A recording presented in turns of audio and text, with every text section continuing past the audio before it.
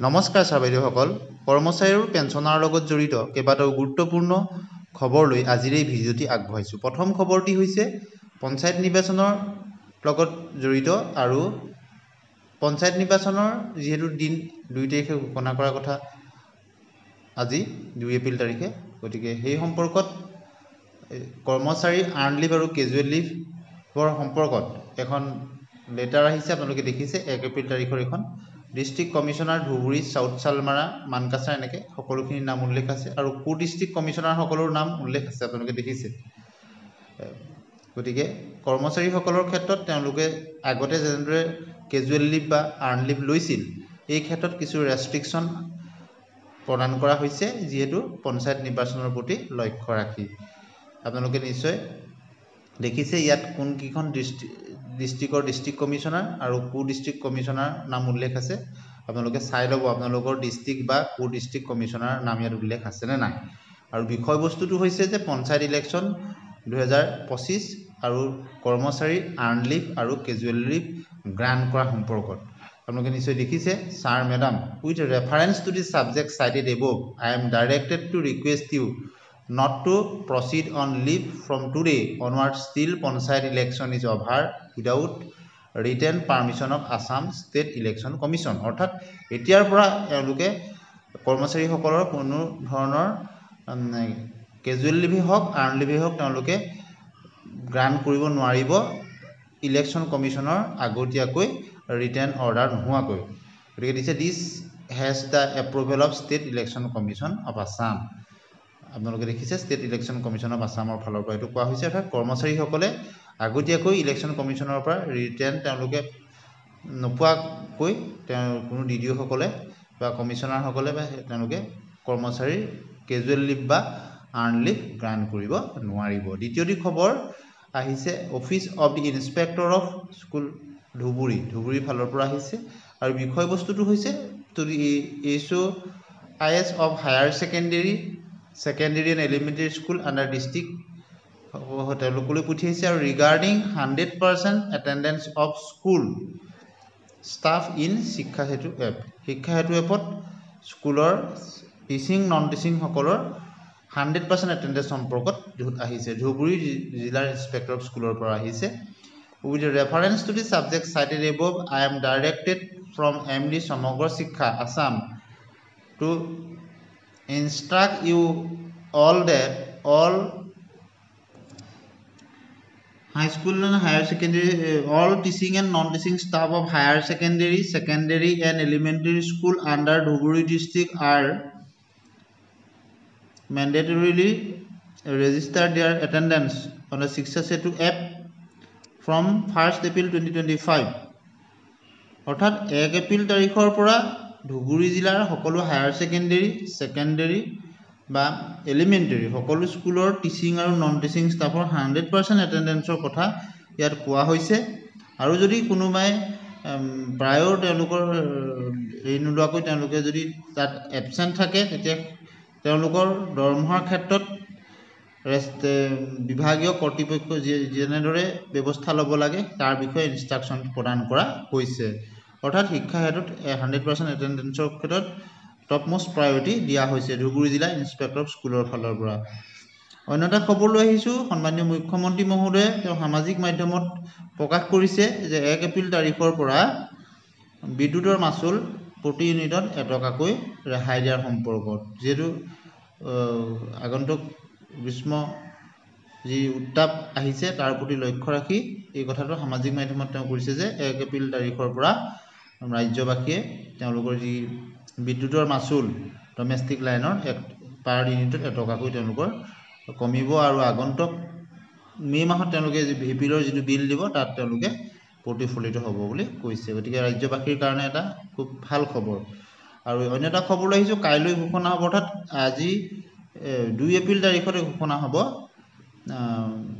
সন্ধিয়া 5 বজাত ঘোষণা হ'ব পঞ্চায়ত নিৰ্বাচনৰ দিন। ৰাজ্যিক নিৰ্বাচনী আয়ুক্ত আলোক কুমাৰে সম্বোধন কৰিব সংবাদমেল। অৰ্থাৎ 2 এপ্ৰিল তাৰিখত ঘোষণা হ'ব পঞ্চায়তৰ দিন। অৰ্থাৎ যিটো মুখ্যমন্ত্ৰী মহোদয়ে আজি যোৱাকালি তেওঁ ঘোষণা কৰিছিল যে 2-3-4 ভিতৰতে হ'ব বুলি। অন্য এটা খবৰ লৈ আহিছোঁ, শিক্ষামন্ত্ৰী ৰনোজ পেগু ডাঙৰীয়া সামাজিক মাধ্যমত দিছে যে Shri Ashok Choudhury headmaster of Gachbari high school, Shri Ashok Choudhury প্ৰধান শিক্ষক Gachbari high school has been awarded the major penalty of compulsory retirement. তেওঁ শাস্তিমূলকভাৱে কম্পালচৰি ৰিটায়াৰমেণ্ট অৰ্থাৎ VRS প্ৰদান কৰা হৈছে ইমিডিয়েট ইফেক্ট আণ্ডাৰ নিয়ম rule 7B of the Assam service discipline and appeal rule 1964 অনুসৰি তেওঁক দিয়া হৈছে compulsory VRS for negligence of duty during SSLC examination 2025। 2025 চনৰ SSLC ডিউটিত তেওঁ নেগলিজেঞ্চৰ কাৰণে শাস্তিমূলকভাৱে এইটো দিয়া হৈছে। আৰু his suspension period from 15 to 2025 to 29/3/2025 shall not be treated as duty. However, he will retain the emolument of receiving during that time. অৰ্থাৎ তেওঁ SSLC ডিউটিৰ সময়ত যি নেগলিজেঞ্চ কৰিছিলে তাৰ কাৰণে তেওঁ service rule under the service rule 7B of Assam service rule discipline and appeal তেওঁ কম্পালচৰি VRS প্ৰদান কৰা হৈছে। গতিকে কৰ্মচাৰীসকল সাৱধান হ'ব সময় হ'ল।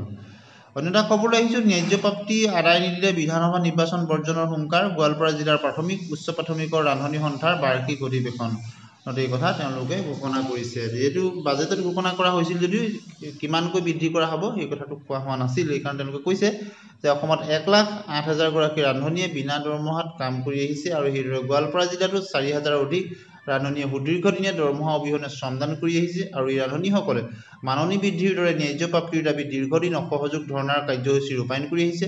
চৰকাৰৰ অন্তিমখন পূৰ্ণাংগ বাজেটত মধ্যাহ্ন ভোজন কৰ্মচাৰীসকলৰ পাৰিতোষিক বৃদ্ধিৰ লগতে এককালীন সাহায্যৰ কথা ঘোষণা কৰে যদিও ৰান্ধনিসকলৰ মাননি কিমান বৃদ্ধি হ'ব তাক ঘোষণা কৰা নহ'ল আৰু সেই বিষয়ে উল্লেখ নকৰাৰ লগতে আদায় দিয়াৰ ক্ষেত্ৰতো যথেষ্ট পলম কৰি আহিছে আৰু এই ক্ষেত্ৰত ৰান্ধনি সন্থাই মাহিলী দৰমহা 9,000 টকালৈ বৃদ্ধি কৰা, এককালীন সাহায্য শীঘ্ৰে আদায় দিয়া, সকলো ৰান্ধনিক চৰকাৰী নিযুক্তি পত্ৰ প্ৰদান কৰা আৰু 10 মাহৰ পৰিৱৰ্তে 12 মাহৰ দৰমহা আদায় দিয়াকে ধৰি 4 দফীয়া দাবী উত্থাপন কৰে। 1 অক্টোবৰৰ ভিতৰত এককালীন সাহায্য চৰকাৰে আদায় দিয়াৰ ব্যৱস্থা নকৰিলে ৰান্ধনি সন্থাই পুনৰ আন্দোলন গঢ়ি তোলাৰ লগতে 2026 চনৰ বিধানসভা নিৰ্বাচন ভোট বৰ্জনৰ দৰে কাৰ্যসূচী হাতত ল'ব বুলি উল্লেখ কৰিছে। গতিকে বাতৰি কাকতত এই বাতৰিটো সবিস্তাৰে প্ৰকাশ পাইছে। অন্য এটা খবৰ লৈ আহিছোঁ, ইউনিফাইড পেঞ্চন আঁচনি শুভাৰম্ভ 1 এপ্ৰিলৰ পৰা হ'ল। গতিকে ইউনিফাইড পেঞ্চন আঁচনি আৰম্ভ হ'ল। এই আঁচনিৰ জৰিয়তে কেন্দ্ৰীয় কৰ্মচাৰীসকলক নিশ্চিত পেঞ্চন প্ৰদান কৰা হ'ব। কেন্দ্ৰীয় চৰকাৰৰ কৰ্মচাৰীয়ে 1 এপ্ৰিলৰ পৰা এই আঁচনিৰ বাবে অনলাইন আবেদন কৰিব পাৰিব। যদি কৰ্মচাৰীয়ে UPSৰ অধীনত পেঞ্চন লাভ কৰিব বিচাৰে তেন্তে তেওঁ ফৰ্ম পূৰণ কৰিব লাগিব আৰু যদি কোনোবাই UPS ল'ব নিবিচাৰে তেন্তে তেওঁ NPS অৰ্থাৎ ৰাষ্ট্ৰীয় পেঞ্চন আঁচনি বাছি ল'ব পাৰিব। অৰ্থাৎ তেওঁ NPSত থকা কৰ্মচাৰীসকলে তেওঁলোকৰ বিকল্প হিচাপে UPS বাছি ল'ব পাৰিব আৰু 1 এপ্ৰিলৰ পৰা কেন্দ্ৰীয় চৰকাৰৰ কৰ্মচাৰীৰ ক্ষেত্ৰত প্ৰযোজ্য হ'ব। আৰু এই সম্পৰ্কত কেনেধৰণৰ ফৰ্ম পূৰাব লাগিব এটা ভিডিঅ' সুকীয়াকৈ দি আছে, আপোনালোকে চাই ল'ব পাৰিব চেনেললৈ গৈ। অন্য এটা খবৰ লৈ আহিছোঁ, বাজেটত উপহাৰ শূন্যৰ অভিযোগ সন্মিলিত টিউটৰ মঞ্চৰ। এপ্ৰিলৰ প্ৰথম ভাগতে তীব্ৰ আন্দোলনৰ হুংকাৰ টিউটৰ মঞ্চৰ। চৰকাৰে শিক্ষামন্ত্ৰী তেওঁলোকে দিয়া প্ৰতিশ্ৰুতি পালন নকৰাৰ কথা তেওঁ উল্লেখ কৰিছে আৰু টিউটৰসকলে তেওঁলোকৰ মাননি বৃদ্ধি হ'ব বুলি আশা কৰিছিল যদিও এই বাজেটত তেওঁলোকৰ মাননি বৃদ্ধি বা অন্যান্য ধৰণৰ তেওঁলোকক ৰেগুলাৰাইজেশ্যনৰ ক্ষেত্ৰত বিশেষ ঘোষণা নোহোৱাৰ কাৰণে তেওঁলোকে এই কথা উত্থাপন কৰিছে। গতিকে শিক্ষামন্ত্ৰীয়ে প্ৰতিশ্ৰুতি দিছিল টিউটৰসকলৰ দৰমহা নিশ্চিতভাৱে বাঢ়িব আৰু আনকি সাক্ষাতৰ বেলিকাই এই কথাও কৈছিল যে বিষয়টো ৰাজহুৱা কৰিব নালাগে আৰু চলিত বাজেট অধিৱেশনতে টিউটৰৰ দৰমহা বঢ়োৱা হ'ব বুলি তেওঁ কৈছিল। পিছে বাজেট অধিৱেশনৰ শেষ মুহূৰ্তলৈকে অপেক্ষা কৰি থকা প্ৰাথমিক পৰ্যায়ৰ টিউটৰ মাধ্যমিক পৰ্যায়লৈকে টিউটৰসকলে তেওঁলোকৰ আশাত চেঁচা পানী পৰিল আৰু বাজেট অধিৱেশনত টিউটৰৰ বাবে এটা ডাঙৰ শূন্য বুলি তেওঁলোকে ক'ব বিচাৰিছে আৰু তেওঁলোকে দীৰ্ঘদিন ধৰি যি আন্দোলন কৰি আহিছিল আৰু তেওঁলোকৰ যি দাবী আছিল সেই দাবীসমূহ যাতে অতি শীঘ্ৰেই পূৰণ কৰা হয় তাৰ বাবে তেওঁলোকে চৰকাৰৰ ওচৰত দাবী জনাইছে। আৰু আপোনালোকে নিশ্চয় জানে ৰাজ্যত প্ৰাথমিক পৰ্যায়ৰ পৰা মাধ্যমিক পৰ্যায়লৈকে বহুখিনি টিউটৰ শিক্ষক তেওঁলোক আছে আৰু টিউটৰ শিক্ষকৰ উপৰিও তেওঁলোকৰ নন টিচিং ষ্টাফো বহুখিনি আছে আৰু তেওঁলোকে তেওঁলোকৰ বহুখিনি দাবী লৈ চৰকাৰ তথা শিক্ষামন্ত্ৰী মহোদয়ৰ লগতো বহুখিনি তেওঁলোকে আলোচনা কৰিছে যাতে তেওঁলোকৰ সমস্যাখিনি সমাধান হয়। গতিকে এই যিখন পূৰ্ণাংগ বাজেট এইখন চৰকাৰৰ এই বাজেটত তেওঁলোকৰ হৈ ভাল খবৰ আহিব বুলি তেওঁলোকে আশাৰে বাট চাইছিল যদিও তেওঁলোকৰ লৈ কিন্তু বিশেষ ঘোষণা নহ'ল। এতিয়া অন্য এটা খবৰ লৈ আহিছোঁ, প্ৰধান শিক্ষকৰ নিযুক্তি প্ৰাথমিক বিদ্যালয়ৰ ক্ষেত্ৰত যি 50জন ছাত্ৰ ছাত্ৰী থাকিলেও হ'ব, সেই সম্পৰ্কত আপোনালোকে দেখিছে notification order by the governor notification প্ৰকাশ পাইছে। আৰু এটা ভাল খবৰ, প্ৰাথমিক বিদ্যালয়ৰ যিসকল 50জন ছাত্ৰ ছাত্ৰী থকাৰ ক্ষেত্ৰতো প্ৰধান শিক্ষক নিযুক্তি আৰু তেওঁলোকক কি কি ক্ষমতা প্ৰদান কৰা হ'ব এই সকলোখিনি কথা ইয়াত উল্লেখ আছে। গতিকে প্ৰাথমিক পৰ্যায়ৰ যিসকল ছিনিয়ৰ মষ্ট টিচাৰ আৰু য'ত 50জনৰ ছাত্ৰ ছাত্ৰী বা তাতকৈ বেছি ছাত্ৰ ছাত্ৰী তেওঁলোকৰ ক্ষেত্ৰত নটিফিকেশ্যনখন প্ৰকাশ হৈছে। গতিকে প্ৰাথমিক বিদ্যালয়ৰ ক্ষেত্ৰত প্ৰধান শিক্ষকৰ পদ সৃষ্টিৰ ক্ষেত্ৰত যি দীৰ্ঘদিনীয়া দাবী আছিল এই পূৰণৰ ক্ষেত্ৰত আৰু এটা ষ্টেপ আগবাঢ়িলে বুলি ক'ব পাৰি। গতিকে কৰ্মচাৰী আৰু পেঞ্চনাৰৰ লগত জড়িত বহুকেইটা গুৰুত্বপূৰ্ণ খবৰ লৈ আজিৰ এই ভিডিঅ'টি আপোনালোকলৈ আগবঢ়াই দিলোঁ। এনেধৰণৰ খবৰৰ কাৰণে চেনেলটি ছাবস্ক্ৰাইব কৰি দিব, ভাল পালে লাইক আৰু শ্বেয়াৰ